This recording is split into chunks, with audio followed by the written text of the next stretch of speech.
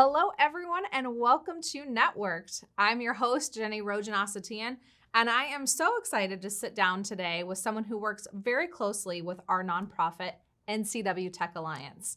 Joining me in the studio today will be Shon Dempsey, who is not only an NCW Tech Alliance policy board member, but he's also heading up a brand new network of tech advisors who will be spearheading an effort to better serve the technology needs of our region. With the help of community members and the tech advisors, our region is poised to be established as a wonderful hub for technology innovation the next 20 years. Stay tuned as I sit down with Shon to learn more about his background, the tech advisors, and how you can get involved. Join us right here on Studio on the NCW Life channel.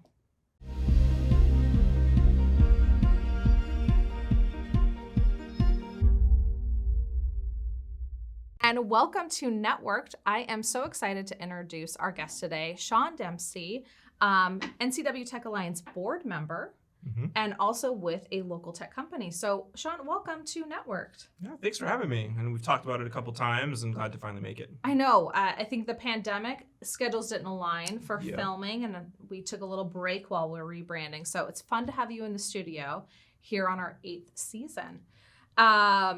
So let's talk first. I'd love for our audience to get to know you a little bit. Tell us a little bit about your background. Are you a local? What's been your career journey? Yeah, of course. Born and raised here in Wenatchee. Actually, my parents were also born and raised here. So, second generation. I did escape for a little bit. That's kind of like the story I like to tell everybody is I went to school at Eastern, came back here, and then I actually ended up getting a job with Squarespace and moved to New York. And I was there for 3.5 years. And then we finally decided that the company was going to open a spot in Portland. So I've always wanted to live in Portland, and I'd already been traveling back to Wenatchee to see family on holidays, and holiday travel is not fun, especially from New York. All those movies you see about holiday travel is true. And so we made it back to the Pacific Northwest, and I lived in Portland for another number of years there. And then after having my son, we were like, you know what? We're still traveling to Wenatchee. Wenatchee's still a great place. And there's some great up-and-coming things in the Valley for work for me as well. So we moved back to Wenatchee, and I work for a company now called Legwork. I'm the lead brand designer there. And I've been a graphic designer for I think I've been going 18 years now. So everything from web to brands. I've done a lot of local brands as well. And so, very graphic design heavy. Well, your story is aligned a little bit but sooner, of what's happened in tech. Like you went to a big city to pursue a career in technology, followed that to, Portland and Seattle have been up and coming tech centers. And then obviously moved to Wenatchee for family sooner, but that's very typical of what we used to always envision tech into the big metropolis. Absolutely. And now that's thriving right here in North Central Washington. Absolutely. Tell us a little bit about design. What does that mean when, you're the lead designer inside of a technology company? Yeah. Sure. A lot of it's communication and problem solving. So, making sure right now as the lead designer for Legwork, it's making sure that our message is clear and consistent, and especially people that are maybe experiencing our brand for the first time, get a consistent experience from when they first land on the website to when they actually, sign up for our services, and kind of any visuals that might come along that way. And then it's also about, solving problems as far as like making sure people are getting the information they find when they're looking for it. And how they navigate through a website or through Absolutely. newsletter content. Yes. Easy and digestible as possible. That makes sense. And so for the creatives who might be watching, I think one of the things about STEM or technology, there's also that A piece, that art, the STEAM, and the arts integration and design in technology fields. What has been your experience there in seeing how you can bring that creative into technology? Yeah, it's actually really interesting you bring that up, because when I was going to school, I started off in engineering and programming. I started learning C++. And so I knew I would want to do something with computers, but I've always been very art focused. I love to draw, and when like Photoshop came on, I was like, all about Photoshop. Yeah. And it wasn't until I got to college I realized that graphic design was a thing. Right. And so even my degree is in programming, but I found graphic design is like, that's what I wanted to do. I just didn't know it existed. So yes, the A in STEAM is really important. I actually also serve on the advisory board for the WVC program. And yeah, so it's, if you're creative and you enjoy art, absolutely, whether it's straight up like illustration, icons, a lot of the biggest things that happened like the last like 3 or 4 years has been a lot more illustration scene, illustrated people, that sort of thing is becoming a lot higher demand. Icon design. So there's lots of different facets if you're purely creative. And then if you're like a little bit creative and you like to maybe problem solve a little bit more, then there's also the user interface, user experience route. So there's a lot of options if you're a creative and you're looking to get into tech. And I love that you've blended both of those passions into a career here in North Central Washington. Yeah. Let's talk a little bit about giving back. You mentioned the advisory board at Wenatchee Valley College. Yeah. And then you also joined the Tech Alliance, the nonprofit producing network, and that I get to work. Tell us about your decision to join the board and what attracted you to the Tech Alliance. Yeah, so I remember having this conversation actually with you a while back, and I think one of the biggest things that I was attracted to about the Tech Alliance was just simply the advocacy for STEM, tech in the Valley. And I've always thought that Wenatchee was like a perfect spot for tech companies because like we talked about, we have the big cities that seem to be like the tech hubs, but then those same people then escape the big city for like their time off, right? Where Wenatchee offers that like outdoors thing that those people are seeking, as well as the infrastructure for technology. And so, I left the Valley, so to speak, for a bit, at least because I had a hard time finding a job that matched what I was looking for.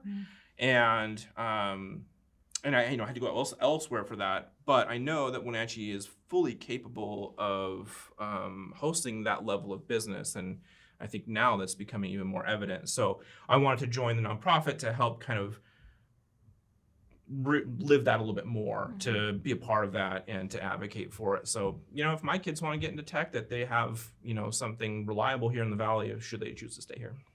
Well, thank you for your leadership at the Technology Alliance and your passion for our communities, because I do think it is about our youth, as you talked about. It's about creating an ecosystem and a pathway for opportunity for the artists or the engineers or the coders to find great employment locally.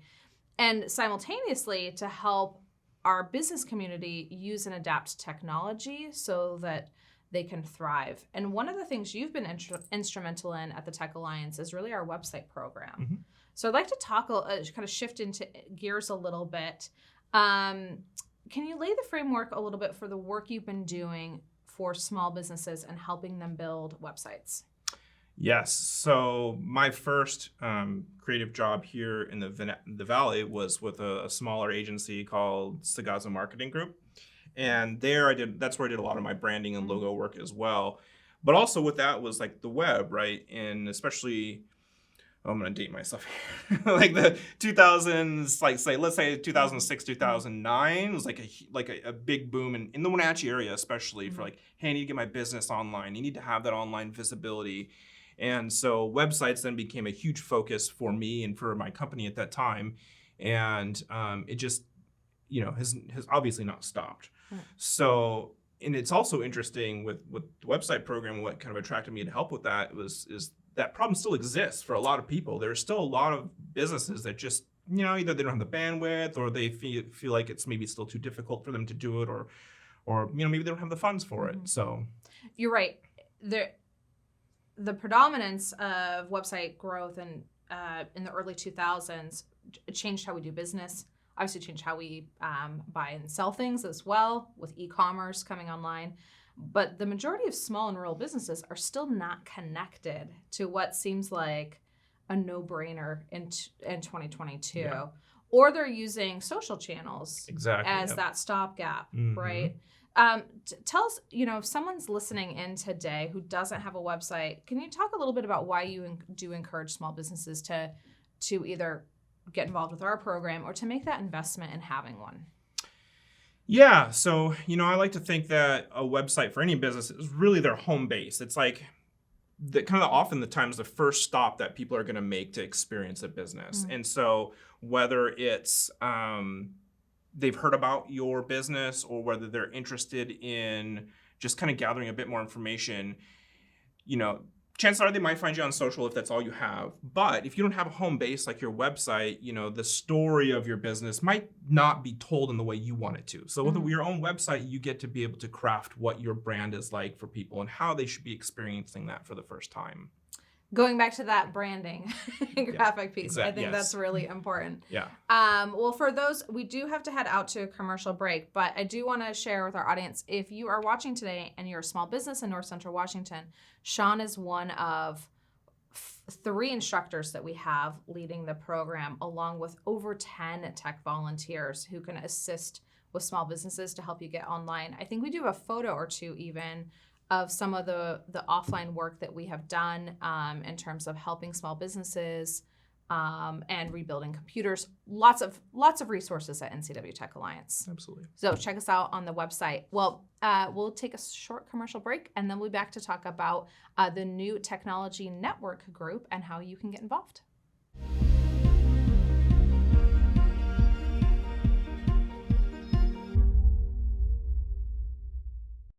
Well, welcome back to Networked. We're on air today with Shon Dempsey. He is a designer here in Wenatchee, but he's also on the Tech Alliance Board of Directors and has been instrumental in helping us with our rebrand, the next 20-year mission of the nonprofit. And that includes some really big work around technology advisors. Mm-hmm. So as we lay the groundwork there, maybe it'd be helpful, Shon, can you introduce a little bit of how the Tech Alliance functions right now? So you're on the board. What does that look like? So it essentially is us, getting together, kind of finding out what's going on with the Tech Alliance, what companies maybe have approached the Alliance, what programming is going on, and kind of help give you guys some guidance perhaps and how to maybe make some decisions and kind of just pick our brains on things. And then, we lend our expertise, I believe, into helping you make the most of those decisions. Yeah. So it's kind of the organizational structure, helps with the financials, the mission, decision making. But we're trying to grow and do a little bit more and get some more capacity. And so I think that's where I've been really excited about the tech advisors. Tell me a little bit about that group and what is trying to be accomplished through it. Yeah, absolutely. So, one of the things that I think we're trying to accomplish with tech advisors is establish another kind of board with additional community members who are in the tech sector and several different arenas of tech, be it ag, healthcare, et cetera, really representative of our valley, which brings us to kind of like our guiding light, I believe, at this point is this Our Valley, Our Future study and kind of the feedback that has been given to that study and the desire for more opportunities and things in tech. And for context, Our Valley, Our Future is another nonprofit in town. They did a lot of community visioning work probably the last 5 years. But there was also a study done by WSU about the landscape of technology, what are the jobs ahead. And some of the big gaps there were really around education. How do we educate people into tech employment? So let's talk a little bit about how you see that folding into the tech advisors and what are some of the things ahead you're building? So mostly right now with the advisors I brought on at this point are, in these different industries. And so they're able to kind of lend their expertise and ideation as far as like programming and how can we kind of serve the Valley, what kind of things can we bring in these different industries to help bring a bit about more awareness and also just involvement in the Alliance as well and additional community programming. I think that awareness is so important because in order to grow these sectors, community members, parents have to know about those opportunities inside of technology. You could have talked about it a little bit earlier growing up here. You didn't see those opportunities, felt like you needed to leave in order to really pursue it. With the advisory group, talk a little bit about that awareness strategy and the events that you're going to be hosting to kind of get the word out there.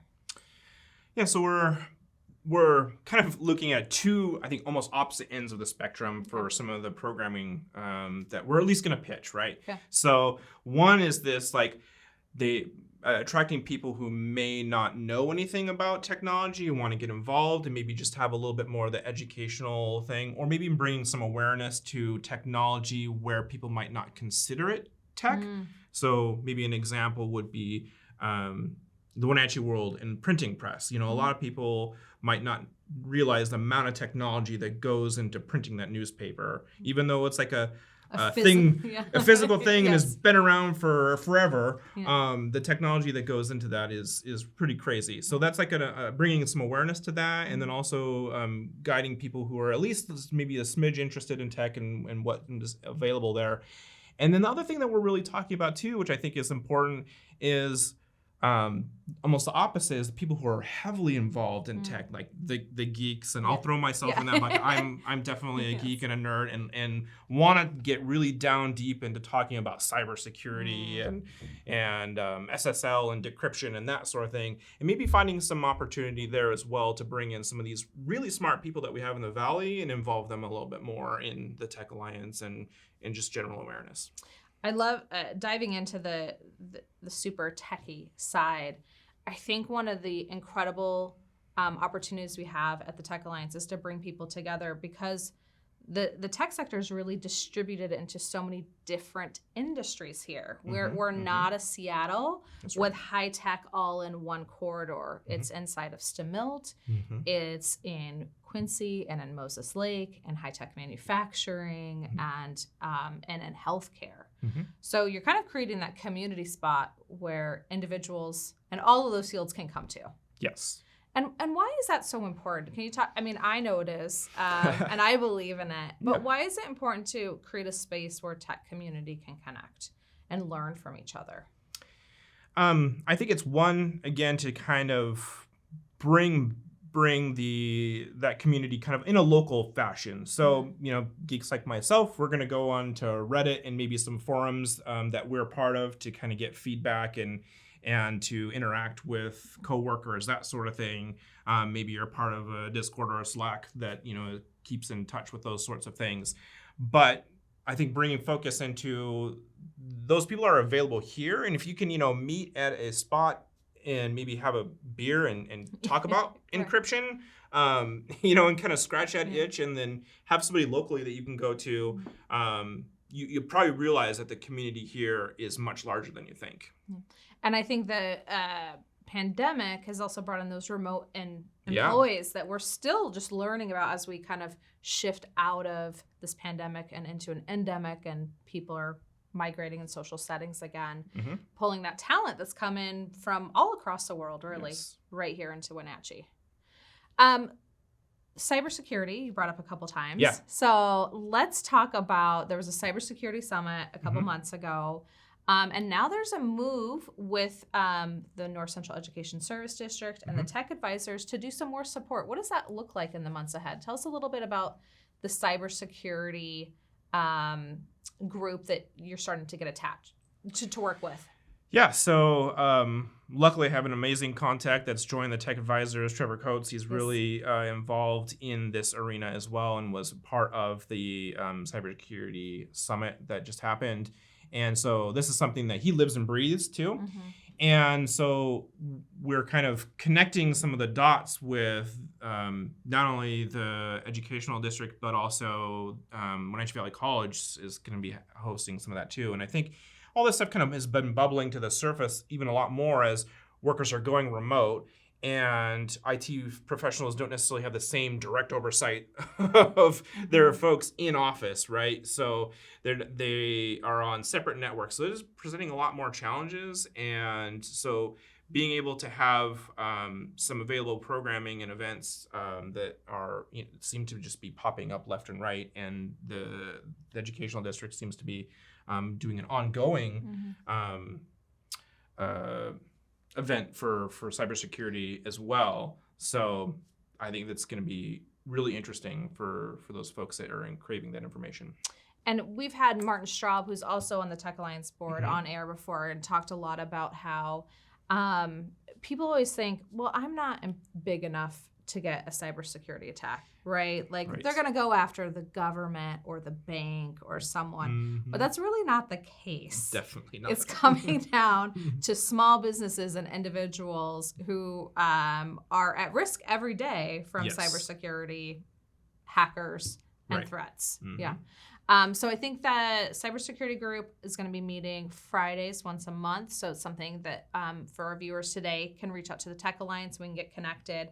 The tech advisors, though, are also going to be doing some potential work down the road around industry tours, data workshops. If someone is watching today and they're a techie, they speak your language, Shon. Yeah. How can they get involved, and what are you looking for as the community as this group starts to build? Yeah, so the advisory panel at this point, we're looking to keep a little tight knit as we kind of really kind of decide some initial direction.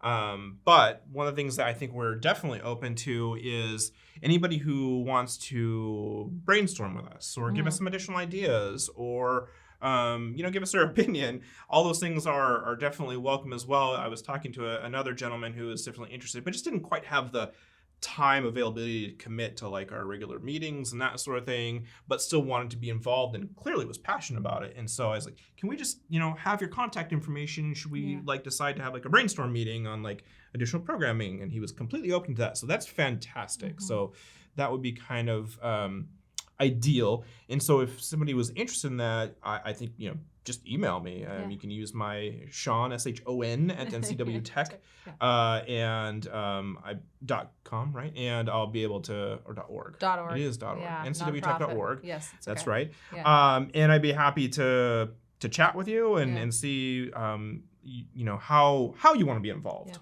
And I think also too, I'll give a shout out for the work that the team is doing in terms of if there are problems and or topic areas that people want to learn more about. We're also seeking that feedback. Absolutely. Hey, cybersecurity has obviously been top of mind. Yep. Let's lean into work there. AI is and automation is really disrupting a lot of industries. So let us know, right? Yeah. What are the things that the Tech Alliance can cover?